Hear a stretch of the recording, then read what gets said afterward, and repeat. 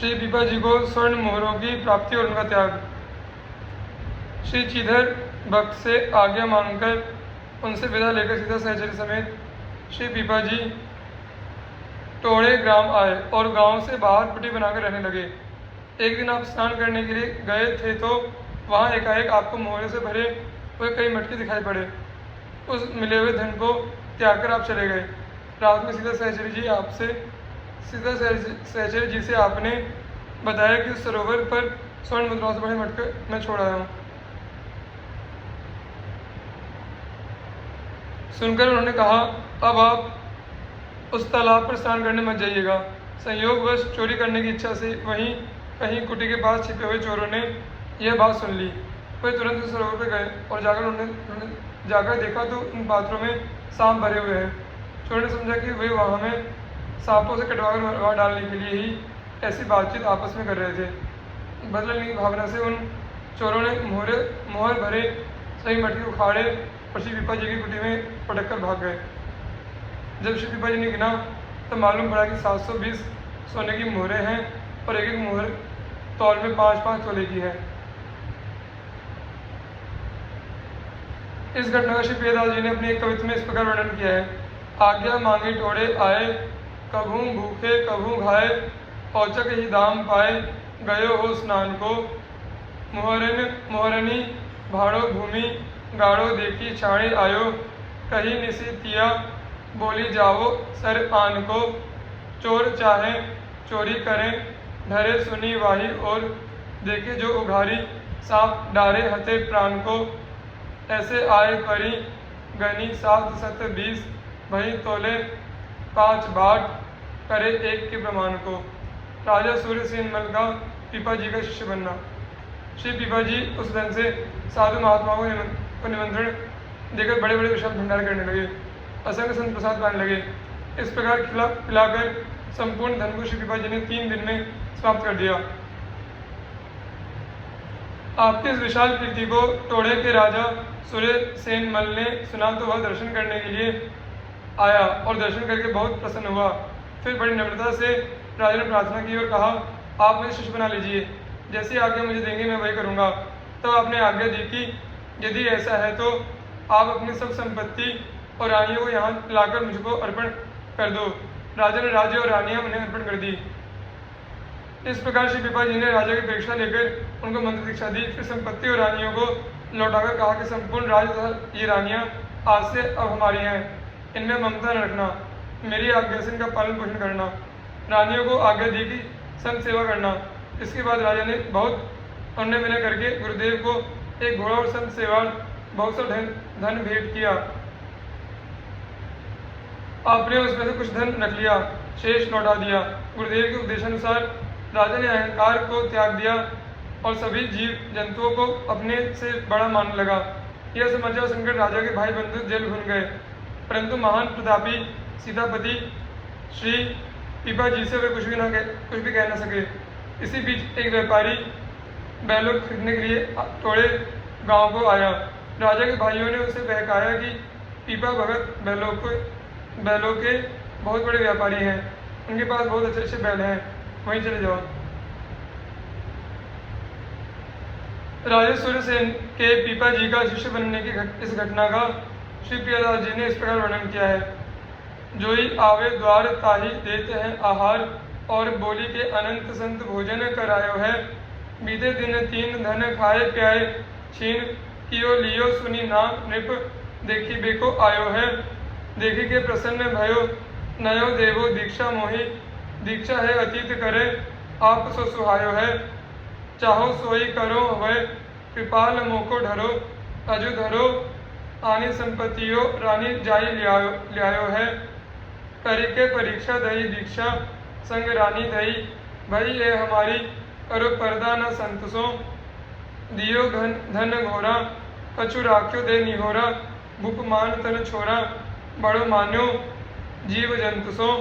सुनी जरी बरी, गए भाई सेन सूरज के, उरज प्रताप कहा, कहे सीता कंतसो। आयो बनी जारो, मोल लियो चाहे खेलनी को, दियो बहकाए कहो पीपाजू अनंत सो। पीपा जी के जीवन की विलक्षण घटनाएं।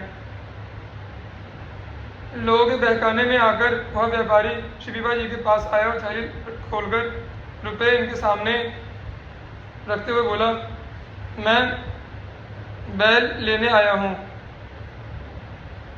मुझे बैल दीजिए। श्री पीपा जी ने कहा, आपको जितने बैल चाहिए उतने मिल जाएंगे, परंतु आज अभी यहाँ नहीं है, गांव में चढ़ने के लिए भेज दिए हैं, कल दोपहर को आकर आप ले लीजिएगा। इसके बाद वह व्यापारी तो रुपये देकर चला गया। आपने संतों को बुलवाकर भंडारा महोत्सव कर दिया, उसी में सब रुपये खर्च कर दिए। वह बंजार निर्धारित समय पर आ गया और बोला, मुझे बैल दीजिए, बैल कहाँ है।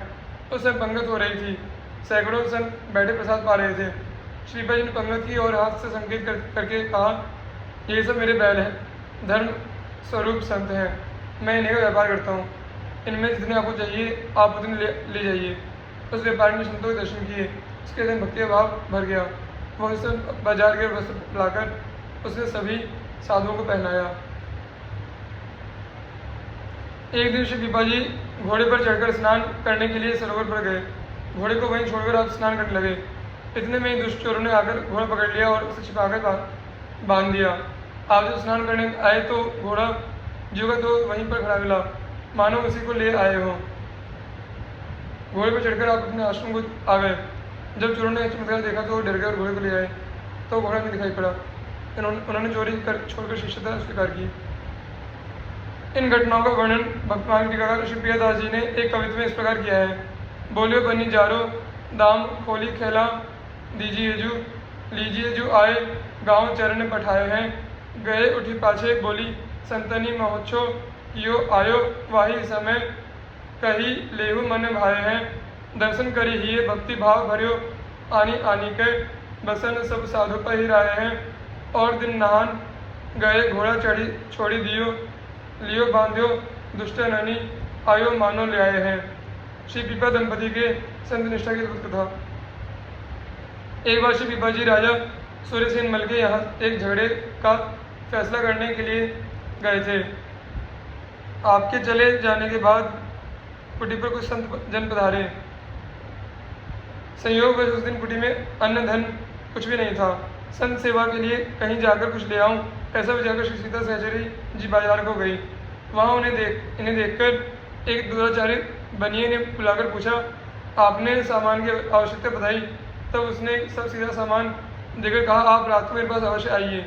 संत सेवा की अपरिहार्य आवश्यकता के कारण सीता सहचरी जी मौन ही रही और आवश्यक सामग्री लेकर कुटी पर आ गई। रसोई हुई और भोग लगाकर जब महात्मा लोग भोजन कर रहे थे उस समय श्री पीपा जी पधारे।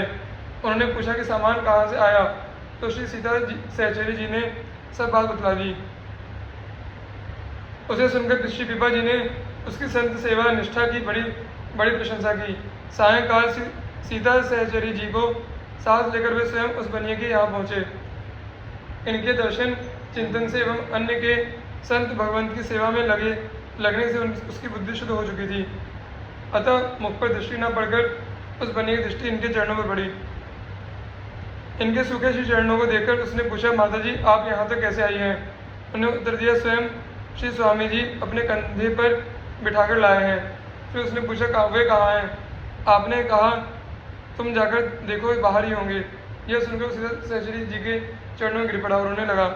फिर बाहर आकर श्री पीपा जी के चरणों को पकड़कर बोला, कृपा करके हमारी रक्षा करो, आप तो जीव माधुर सुख देने वाले संत हैं। श्री पीपा जी ने कहा, आप अपने मन में किसी प्रकार की शंका एवं भय न करें, निसंकोच एवं निर्भय होकर अपना काम करें।